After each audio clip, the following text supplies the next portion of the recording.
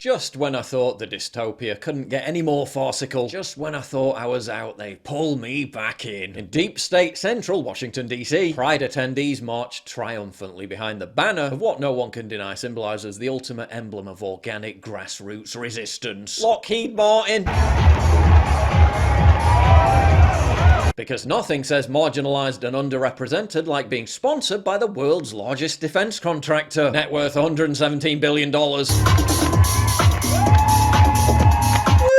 We're endorsed by a company that sells weapons to dictatorships like Saudi Arabia so it can bomb kids in Yemen. Woo! We're the good guys!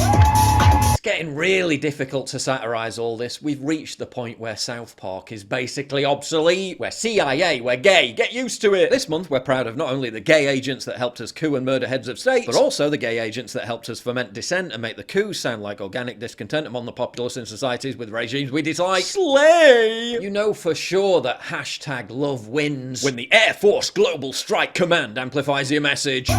Meanwhile, wholesome family-friendly entertainment month continues nationwide.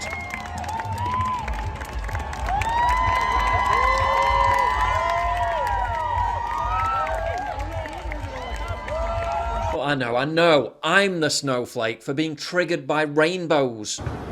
You fucking still going on about that? Me trying to live my life, LGBT propaganda. Why is the right so obsessed about LGBTQ? They bring it into everything. Yeah, you're weird for being fixated on flags. Say the same people responsible for this. What does it mean when my nation places a new flag in a position of primacy on the building that houses the president, you might be saying to yourself? Obviously means they're marginalised and underrepresented. Because nothing says institutionalised discrimination like the most powerful country in the world making their own flag subservient to yours. Just celebrate Pride, it doesn't cost you anything. But the bigoted backlash continues. So we're seeing that now, where we never saw that before, where people are going, enough. Right. Enough.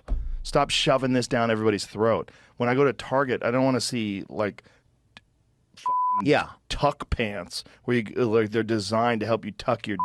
Like, hey, that's not normal. At a high school in California, of all places, students in a math class, which turned into a struggle session, were shown a Pride Month video, and they didn't produce, let's say, the proper reaction. Wow,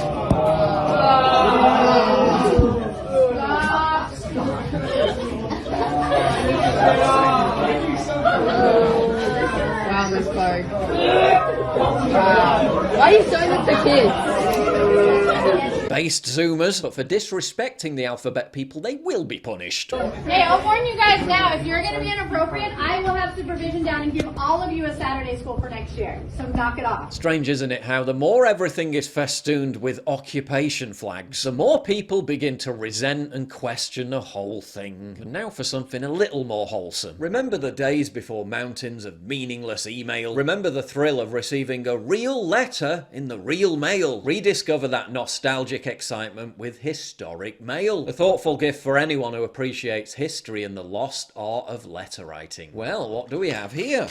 It's nothing less than a letter from Franklin D. Roosevelt to good old Winston Churchill. Fascinating stuff if you're a World War II buff. The letter demonstrates the special relationship between these two iconic leaders. Check out this letter from Walt Disney to Richard Nixon. Historic mail is the perfect gift for history lovers. Learn about the fascinating inner lives of the world's greatest historical figures from the primary source itself. It's Walt Disney to President Nixon when he was vice president, and that's what the letter actually looked like. It was his signature and everything. That is so cool. Yeah, he was inviting him onto a TV show. He couldn't make it, but that's kind of cool, huh? Yeah, that's really, I really love cool. these. I love that. Yeah, he left a little stamp like Mickey Mouse. That's cute. It's just interesting to see this history.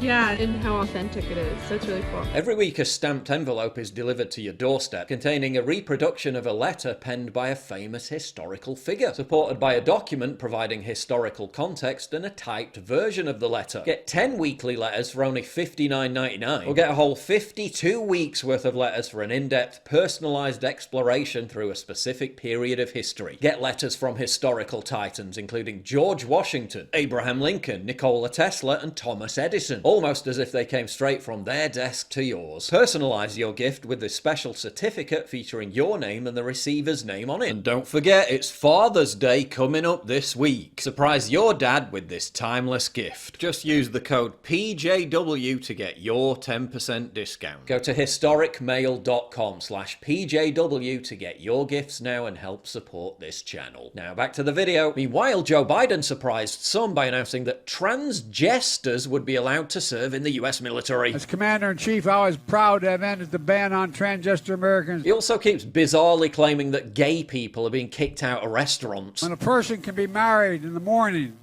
and thrown out of the restaurant for being gay in the afternoon, something is still very wrong in America. Au contraire, the literal opposite is happening. Actually, very surprised to find out that a restaurant wouldn't serve our organization. The restaurant nixed the foundation's reservations, saying in part that the Family Foundation seeks to deprive women and those in the LGBT community of basic human rights. People are being arrested at pride marches for reading Bible passages within seconds. God is not... God, this will be And you're clapping. Happy Pride Month. Oh yeah, but you're totally the ones being discriminated against. In California, the same Senator Scott Wiener, who suggested offering Drag Queen 101 as part of the K-12 curriculum, is now busy getting a bill passed that would brand parents who refuse to recognize the transgender identity of their own children as abusive if they're deemed to be anti-LGBTQ, and potentially seize custody of their children if a parent or guardian is unwilling or simply not ready to affirm their 7-year-old's new identity. As they transition from SpongeBob to Batman to Dora the Explorer, they can be found guilty of child abuse under AB 957 if it passes into law, said Nicole Peterson, founder of Facts, Truth, Law, Justice. Oh, they're not interested in your kids, though. We should be affirming our children in every possible way and getting them whatever appropriate care they need, whether it's based on their gender, whether it's based on how their studies are in school. It doesn't matter. Our children should be affirmed. And this is saying that you have to include gender affirmation as a part of it. It's just gender affirming care. Honey, the babysitters have arrived. Megan Fox is reportedly a huge fan of the bill. What's next? Mandatory gay pride attendance for toddlers. The state taking people's children because they don't properly perform the oath of allegiance to the alphabet narrative. The cops in California will never enforce that, will they?